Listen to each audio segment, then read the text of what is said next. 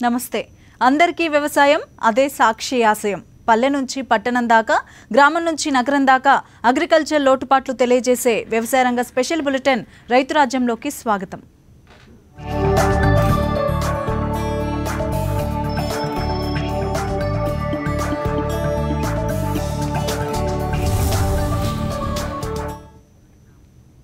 సాగునీటి కొరతను జయించడానికి రైతులు తమ స్థాయిల్లో అనేక ప్రయత్నాలు చేస్తున్నారు. అలాగే పట్టణాలు, నగరాల్లో ఎండిపోతున్న బోర్లు రానున్న తాగునీటి దయనీయ స్థితిని చెప్పకనే చెబుతున్నాయి. ఎక్కడ చూసినా ఆఖరికి గ్రామాల్లో కూడా ట్యాంకర్ల ద్వారా నీరు సరఫరా చేసుకుని బతుకు జీవుడాన్ని గడపాల్సిన దుస్థితి. ఈ పరిస్థితుల్లో సాగునీటి రంగ నిపుణుల సహకారం ఎంతో విలువైంది. బోర్లలో నీరు పూర్తిగా ఖాళీ అయిపోయి బోరు నిర్జీవమైనప్పుడు దాన్ని బతికించుకోవడానికి ఉద్దేశించిన రీఛార్జింగ్ ప్రక్రియను రైతులు అర్థం చేసుకోవాలని నిపుణులు కోరుతున్నారు. వ్యవసాయంలో భూగర్భ జలాల పాత్ర కీలకమైనది. నదులు, రిజర్వాయర్ల నుంచి వచ్చే సాగునీటి సౌకర్యం లేని రైతులు బోర్లపైన ఆధారపడి వ్యవసాయం చేస్తుంటారు. కాబట్టి వారికి భూగర్భ జలాల మట్టాలు నిరంతరం అందుబాటులో ఉండాలి. అవి తగ్గిపోయి గంగమ్మ పాతాళంలోకి చేరుకుంటే వ్యవసాయం తలకిందులైపోతుంది, పంటలు ఎండిపోతాయి.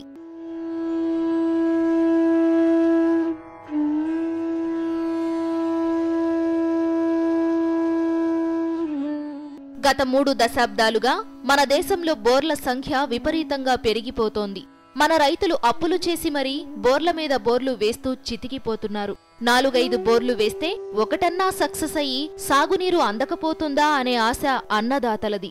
బోర్ల సంఖ్య పెరిగిపోయి నిరంతరం భూగర్భ జలాల్ని వినియోగిస్తున్న కారణంగానూ, వర్షపాతంలో వస్తున్న హెచ్చుతగ్గుల కారణంగా తగిన స్థాయిలో నీళ్లు భూమిలోకి ఇంకకపోవడం వల్ల భూగర్భ జలాల లేబుల్ పడిపోతోంది.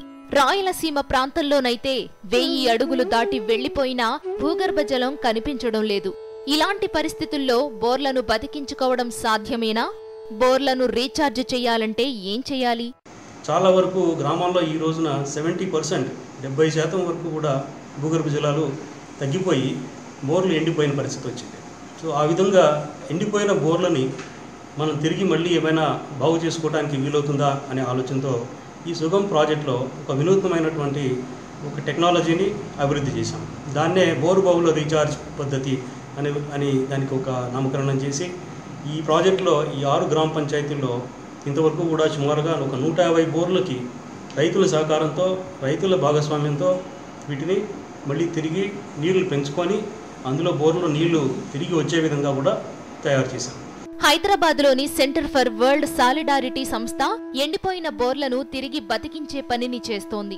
ఈ సంస్థ ఆధ్వర్యంలో 2011 నుంచి sustainable ground water management project ఈ పని కొనసాగుతోంది. ఎండిపోయిన బోర్లను రీఛార్జ్ చేయడం చాలా సులువైన పనని ఈ సంస్థకు చెందిన నీటి వనరుల నిపుణుడు రామ్మోహన్ అంటారు. ఖర్చు తక్కువతో కూడుకున్న విధానంగా దీనిని నిపుణులు గుర్తించారు. తక్కువ సమయంలోనే నీటి మట్టం పెరుగుతుంది. దీని గురించి ఇప్పుడు తెలుసుకుందాం. బోర్ల రీఛార్జ్ ప్రక్రియలో 3 దశలున్నాయి.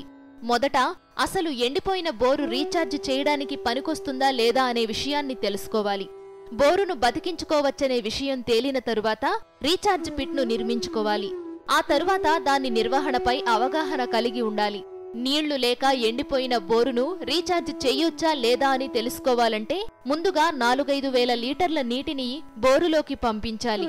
ఈ నీటిని బోర్వెల్ తీసుకోలేదంటే ఇక బోరును రీఛార్జ్ చేయడం కుదరదు. ఒకవేళ ఈ 4000 లీటర్ల నీటిని పీల్చుకున్నదంటే దానిని రీఛార్జ్ చేయడం కుదురుతుంది. దీనికి వర్షం గనక ఆ ప్రాంతంలో పడితే అక్కడి నుంచి ఈ బోరు దగ్గరికి నీరు ప్రవాహంగా వచ్చి చేరే అవకాశం ఉందా లేదా అనేది ఒకటి ఫీజిబిలిటీ చూసుకోవాలి. ఇప్పుడు ఒక బోరు ఎండిపోయినటువంటిది తీసుకొని ఒక ట్యాంకర్ నీటిని ఒక 5000, సుమారుగా 5000 లీటర్లు ఉన్నటువంటి ట్యాంకర్ నీటిని అందులోకి వదిలి అది బోర్లో గనక పూర్తిగా ఇంకిపోతే, ఆ బోర్లో నుంచి నీరు బయటికి పొంగి పొరలకుండా పూర్తిగా లోపలికి ఇంకిపోతే అటువంటి బోర్లని ఈ పద్ధతిలో మనం రీఛార్జ్ చేసుకోవడానికి అనుకూలంగా చూడొచ్చు. ఈ పరీక్ష అయిపోయి బోర్వెల్ రీఛార్జ్ చేయడానికి పనికొస్తుందని తేలిన తరువాత బోర్వెల్ చుట్టూ పద్ధతి ప్రకారం ఒక రీఛార్జ్ పిట్ ను నిర్మించాలి. ఇందుకోసం అనుసరించాల్సిన విధానాన్ని చూద్దాం. 3 మీటర్ల వెడల్పు, 3 మీటర్ల పొడవు, 3 మీటర్ల లోతు ఉండేలా ఒక గుంతను బోర్వెల్ చుట్టూ తీయాలి. కేసింగ్ పైపుకు క్లాంప్ను టైట్ గా ఫిట్ చేయాలి. ఆ తరువాత ఈ గుంతలోని కేసింగ్ పైపు చుట్టూ 4 నుంచి 6 మిల్లీమీటర్ల సైజు గల రంధ్రాల్ని అక్కడక్కడా చెయ్యాలి.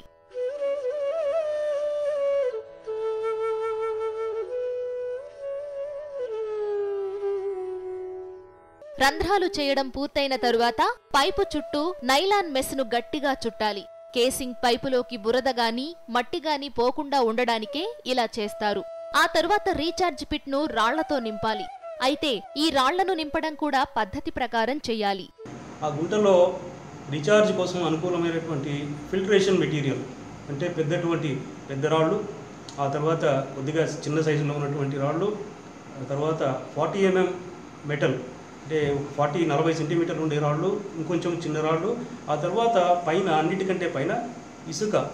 ఇట్లా మనము 5-6 లేయర్స్లో 5-6 వరుసలుగా ఈ మెటీరియల్ అంతా కూడా దానిలో ఫిల్ చేసి దానిలోకి వర్షపు నీటిని కనుక పంపించినట్టయితే వర్షపు నీరుతో పాటు వచ్చే మట్టిని కనుక ఈ ఫిల్టర్ మెటీరియల్ అంతా కూడా ఆపేసి ఒక మంచి స్వచ్ఛమైనటువంటి నీటిని బోర్లోకి పంపించే అవకాశం ఉంటుంది. ఈ రీఛార్జ్ పిట్ను అంటే రీఛార్జ్ కోసం తవ్విన గుంతను మొదట 1.8 మీటర్ల ఎత్తు వరకు 30 నుంచి 40 సెంటీమీటర్ల సైజు గల రాళ్లతో నింపాలి.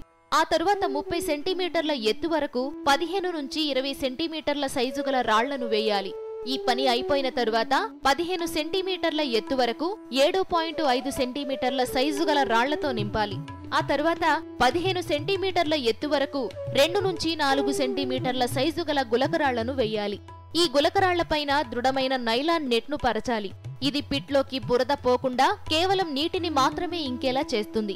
ఆ తరువాత నైలాన్ నెట్ పై 60 సెంటీమీటర్ల ఎత్తు వరకు ఇసుక వేయాలి.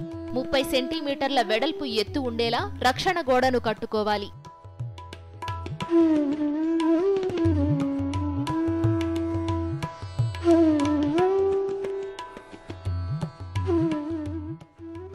ఈ బోర్బోవుల రీఛార్జ్ పద్ధతికి సుమారుగా ఒక 20,000 నుంచి 30,000 వరకు ఖర్చు అవుతుంది.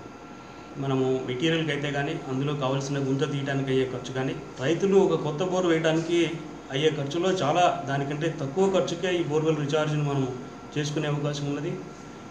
ఇది గ్రామీణ ప్రాంతాల్లో రైతులు చేయవచ్చు. అట్లాగే ఎక్కడైతే ఏ గ్రామ పంచాయతీల్లో తాగునీటికి సమస్య ఎక్కువగా ఉందో, తాగునీటి బోర్లన్నీ ఎక్కువగా ఎండిపోయాయో అలాంటి ప్రాంతాల్లో పంచాయతీలు ముందుకొచ్చి అక్కడ ఎండిపోయినటువంటి త్రాగునీటి బోర్లను కొన్నింటిని సెలెక్ట్ చేసుకుంటే కనుక మళ్ళీ తిరిగి తాగునీటి బోర్లలో కూడా నీరు ఇంకింపజేసి మళ్ళీ నీరు తెప్పించి వాటిని బతికించే అవకాశం కూడా ఉంది. నీరు లోపలికి రావడానికి వీలుగా పై భాగాన ఉండే గోడలకు 2-3 ద్వారాలు ఉండాలి. సంవత్సరానికి ఒకసారి పైభాగాన ఉండే ఇసుకను మారుస్తూ ఉండాలి. ఎప్పుడు వర్షం కురిసినా రీఛార్జ్ పిట్లోకి నీళ్లు ఇంకిపోతూ బోర్వెల్లోని నీటి మట్టం పెరుగుతూ ఉంటుంది. అంతేకాదు ఇలా రీఛార్జ్ అయ్యే బోరులో నీటి నాణ్యత కూడా పెరుగుతుంది. ఇదే పనిని కొన్ని మార్పులు చేర్పులతో పట్టణాలు నగరాల్లో చెయ్యాలని, అప్పుడే వాననీరు సద్వినియోగమై అపార్ట్మెంట్లలోని బోర్లలో జలమట్టం పెరుగుతుందని నిపుణులు చెబుతున్నారు. మనకి పట్టణ ప్రాంతాల్లో ఎక్కువగా అపార్ట్మెంట్స్ లేదా గేటెడ్ కమ్యూనిటీస్ ఇట్లా అనేక ప్రాంతాల్లో భూగర్భ జలాలు తగ్గిపోయి మళ్ళీ బోర్లు ఎండిపోయి ఇటువంటి చాలా తీవ్రమైన సమస్య ఎదుర్కొంటున్నారు. ఆ రూఫ్ నుంచి వచ్చే వాటర్ని మనం డైరెక్ట్గా వాటన్నిటిని కూడా ఒక పైపుల ద్వారా తీసుకొచ్చి ఈ బోర్వెల్ రీఛార్జ్ పద్ధతిలో ఎండిపోయిన బోర్లను కనుక రీఛార్జ్ చేస్తే మంచి ఫలితాలు సాధించవచ్చు. ఆ మార్గంలో ఈ సుగమ్ ప్రాజెక్ట్ ద్వారా ఇప్పటికే సాధించిన ఫలితాలను చూసి హైదరాబాదులో అనేక అపార్ట్మెంట్స్ గేటెడ్ కమ్యూనిటీస్ వారు కూడా మా దగ్గరికి రావడము, మా దగ్గర సాంకేతిక సహకారం తీసుకోవడము ఇదంతా జరిగింది. ఎంతో విలువైన వర్షపు నీటిని ఎన్ని పద్ధతులుంటే అన్ని పద్ధతుల ద్వారా సంరక్షించుకోవడమే మన ముందున్న కర్తవ్యం. ఇది ఎవరో ఒకరో ఇద్దరో చేయాల్సిన పని కాదు. ఒక ప్రాంతానికే ఇది పరిమితం కాదు. వర్షం నీరు వృధాగా సముద్రంలో కలిసిపోవడమో ఆవిరైపోవడమో జరిగితే భూగర్భ జలాల మట్టం పడిపోతూనే ఉంటుంది. అలా జరిగితే బోర్లపై ఆధారపడ్డ వ్యవసాయం తీవ్రంగా దెబ్బతింటుంది. పట్టణాలు నగరాల్లో తాగునీటి కొరత మరీ తీవ్రమై అస్తవ్యస్త పరిస్థితులు నెలకొంటాయి. ఈ దుస్థితి రాకముందే భూమాత దాహాన్ని తీర్చుదాం, భూగర్భ జలాల మట్టాన్ని పెంచుదాం.